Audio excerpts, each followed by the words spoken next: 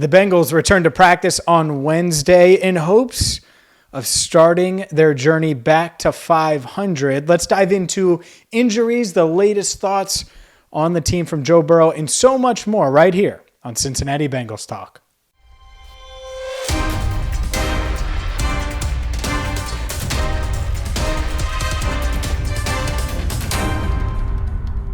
Hi again, everyone, and welcome in to CBT, Cincinnati Bengals Talk. I'm James Rapien of allbengals.com in my Rivertown Inkery swag.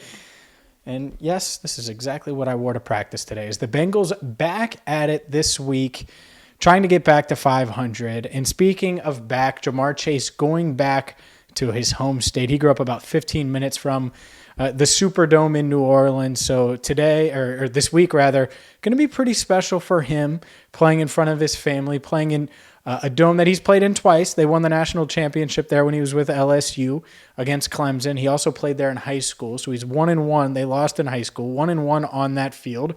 They look to get to 2-1, or he does, and the Bengals looking to get to 3-3 this week. First, let's start with injuries because there's some pretty significant injuries. I saw Tee Higgins walk through the locker room today. Wasn't walking with much of a limp, but certainly a little ginger. And Jonah Williams also talked today, and both guys dealing with injuries. Let's start with Tee Higgins. Tee Higgins did not participate in Wednesday's practice, dealing with that sprained ankle. No shock to me that he's not practicing. The Bengals had him limited last week. I think it's going to be sort of the opposite this week where they shut him down. Wouldn't be shocked if he doesn't practice again Thursday. They try to get him treatment. They try to get him rest in hopes of getting him close to 100% and getting him close to as right as he can be so he can play on Sunday. He did work on the rehab field, which was a good sign. DJ Reader was working on the rehab field a little bit, fist bumped me in the locker room walking through, did have a brace on his knee, but and he's still on injured reserve, has to miss a couple more weeks regardless. But who knows? Maybe he's progressing well and can return sooner rather than later. Let's get to Jonah Williams, because Jonah Williams, tough guy. And you know how I know he's a tough guy? Because he told us today his kneecap was dislocated on his right knee. And it basically, here's your kneecap, right? And it's at the front of your knee. It dislodged and pushed and then came back and went back into place right away, which is a good sign. And when it does that, it hits ligaments. Well, it hit his MCL from what I've been told. And so he's dealing with a little bit of an MCL, a lot of soreness in that knee.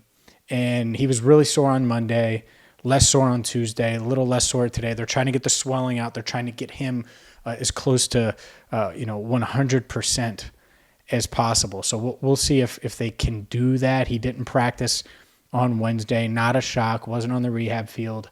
To me, this is all about resting Jonah Williams, getting him treatment, and getting him to maybe a point where he can play this week against the Saints. I'm encouraged, honestly, from what I saw on Wednesday and just hearing him. And we posted the video of him talking for 3+ minutes in the locker room with us, answering questions.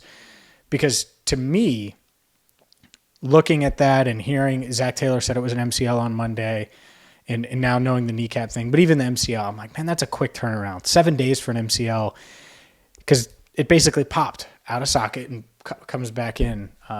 So we'll see. We'll see if he's able to go. I'm certainly more encouraged than I was, say, 5-6 hours ago before I went to Paycor Stadium.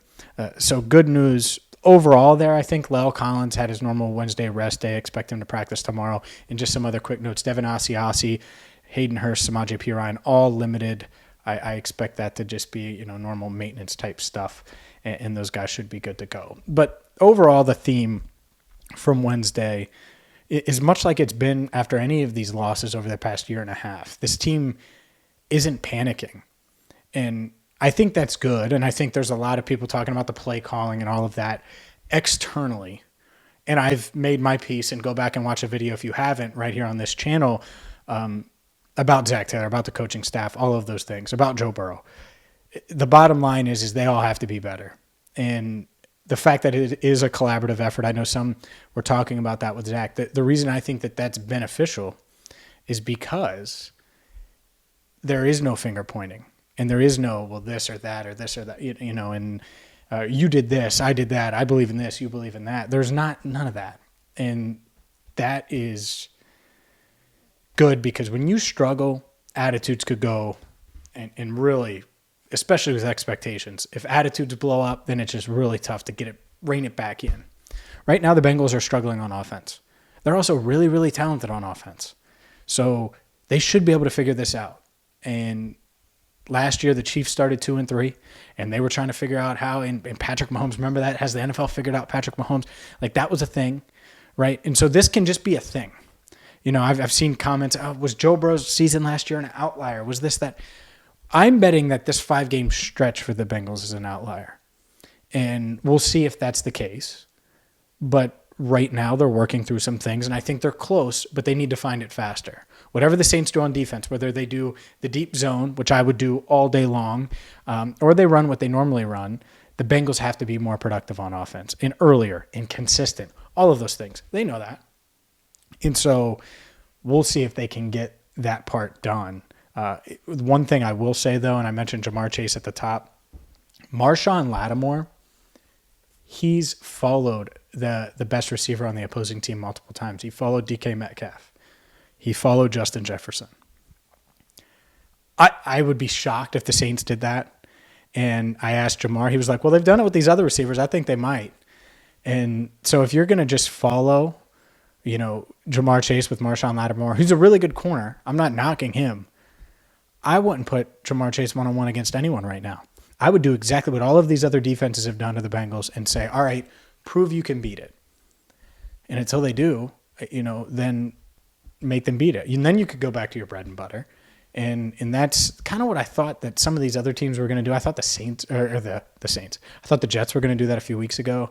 And they did some of it, but not really. You know, they kind of played their game. To me, I would play the game that stops the Bengals. And right now that 2-deep shell has certainly worked. And, you know, deep zone, as Joe Burrow referred to it multiple times on Wednesday. It's, whether you say it's a must win or not, I think it is a must win. You can't fall to 2-4. Can't fall to 2-4. Get to 3-3. It's a big swing game.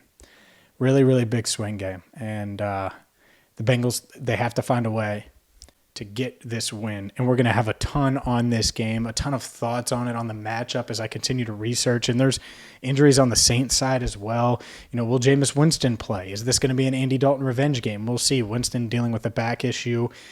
Will Michael Thomas play? Will Chris Olave play? There's a lot of Saints injuries as well. We're going to hold off on talking about them. We'll dive into them more when we get a more clearer picture. I just wanted to update you on Jonah Williams, Tee Higgins, what I saw in the locker room, who I talked to in the locker room. And let's be honest here, it is a must-win.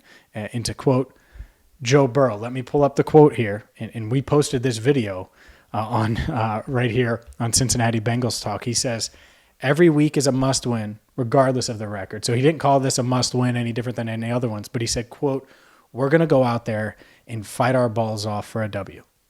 And that was one of his last quotes on Wednesday before he left the podium. So we'll see if the Bengals can get that W and improve to 3-3. In the meantime, hit that subscribe button, ring the bell, and go to Rivertown Inkery right now. Rivertown Inkery, rivertowninkery.com. I get asked about this shirt all the time. It's a little Bearcat right there.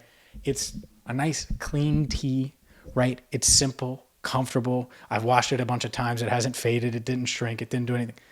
It's great. So you got to get to rivertowninkery.com. Doug and his crew do an awesome, awesome job. And, yeah, they might be making a little CBT exclusive, at least for me and for Andrew and for our staff. We'll see how that goes, what you think of it. So working on that. But, yeah, Rivertown Inkery is a one-stop shop for all things Cincinnati gear. And not just Cincinnati. They got all different types of stuff. So just go there, rivertowninkery.com, and check them out today. For Andrew Fox Miller, our channel coordinator, I'm James Rapien, signing off for now on CBT, Cincinnati Bengals Talk.